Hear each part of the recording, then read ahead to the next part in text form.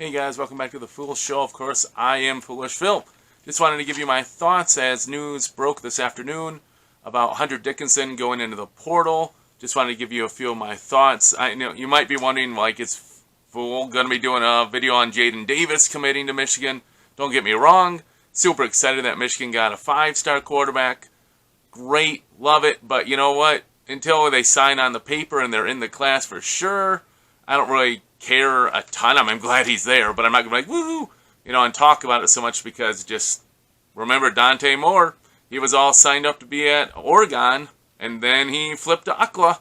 So, until you get through like December and they actually signed, you can start to feel somewhat confident, or more confident, right? But let's talk about Hunter Dickinson here for a minute. Story broke this afternoon by Ant Wright. He apparently did an interview with Hunter, and Hunter said it was a tough decision, but time for him to move on from Michigan. And I have to say, this was pretty surprising to me. I thought Hunter would just stay at Michigan and go out with his 4th year. There's not really much that he's going to be able to do at Michigan, don't get me wrong. This year was pretty poor. Michigan offensively tried to go through Hunter, and it didn't go so well. So you can see two sides of it where he's like, if I stay at Michigan, I have no chance to win a title because Michigan's going to be, even if they get Kobe back and add a transfer here or there, it's still going to be a mediocre team to maybe a bubble team again. Whereas if he goes transfer, hey, you can go to a team, you get to pick where you go, right? So you get to pick a spot where you think you'll do well. You also get to pick a spot where maybe they'll have some NIL payment for you. This is Hunter's last big payday, really. To me, he has no NBA potential.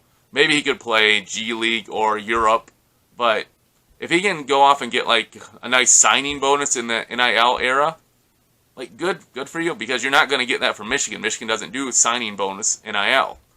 So, you know what? Maybe he saw it and like, you know what? Let's go get my last payday.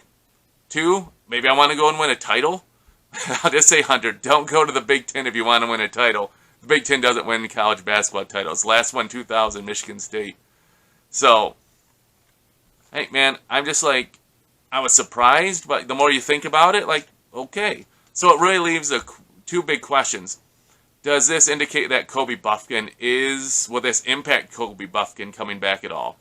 Or does Kobe Buffkin want to come back and be the man now, right? Doesn't have to share with Hunter and Jet. Maybe he wants to just be the man. I still think Kobe's going pro. I still think he'll be a first 15-ish, top 20 first-round pick. So I still think he'll go pro. Another side note, does anyone go with Hunter? Does he take his buddy T. Will with him? That's a great question. Anyone else going to go along with him? It's kind of open season now. And it really makes you think about Coach Howard.